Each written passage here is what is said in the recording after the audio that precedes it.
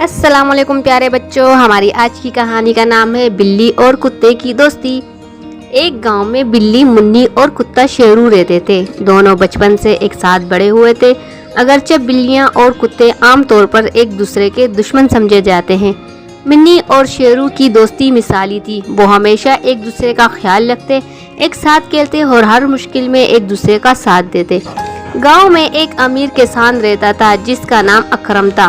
اکرم کی حویلی بہت بڑی تھی اور اس میں ہر قسم کا کھانے پینے کا سامان موجود تھا۔ منی اور شیرو اکثر اکرم کی حویلی کے پاس جا کر کھیلتے اور بعض اوقات وہاں سے بچے کچے کھانے بھی کھا لیتے۔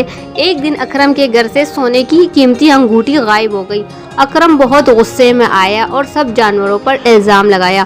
جب اس نے منی اور شیرو کو دیکھا تو کہا، ضرور انہی میں سے کسی نے چوری کی ہے۔ بغیر تحقیق کے اس نے دونوں کو حویلی سے دور کر دیا۔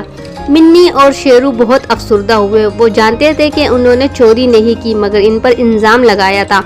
انہوں نے فیصلہ کیا کہ وہ اصل چور کو پکڑ کر اپنی بے گناہی ثابت کریں گے۔ دونوں نے رات بھر اکرم کی حویلی کے آس پاس نگرانی کی۔ بالآخر انہوں نے دیکھا کہ ایک بندر جو اکثر درختوں پر جھول رہا ہوتا ہے، اکرم کے کمرے میں داخل ہوا اور چھپی ہوئی چیزیں نکال کر لے جا رہا تھا۔ منی نے فوراً شیرو کو اشارہ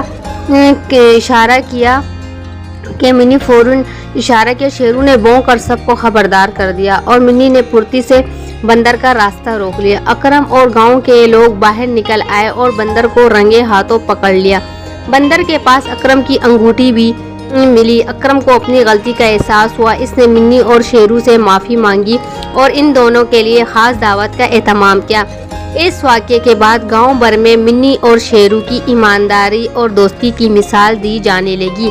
لوگوں کو یہ سبق ملا کہ بغیر تحقیق کے کسی پر الزام نہیں لگانا چاہیے اور سچی دوستی ہر مشکل کے وقت اپنا رنگ دکھا دیتی ہے۔ تو اخلاقی سبق اس سے ہمیں یہ ملا، بغیر تحقیق کے کسی پر الزام لگانا ناانصافی ہے اور سچی دوستی پر آزمائش پر پوری اترتی ہے۔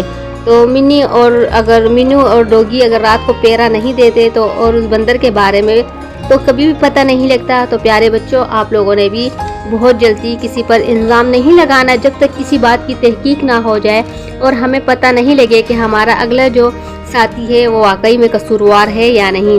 کیونکہ اکرم نے اسی طرح جلد بازی کا مظاہرہ کیا اور منی اور اس کا جو دوست ہوتا ہے شیرو اس پر الزام لگا دیا۔ اور ان دونوں اگر اکرم تھوڑی سی تحقیق کر لیتا اور پھر منی اور شیرو کو اس طرح نکالنا نہ پڑتا تو اس کے بعد اکرم نے ان سے معافی مانگی اور اپنی غلطی پر شرمندہ بھی بہت زیادہ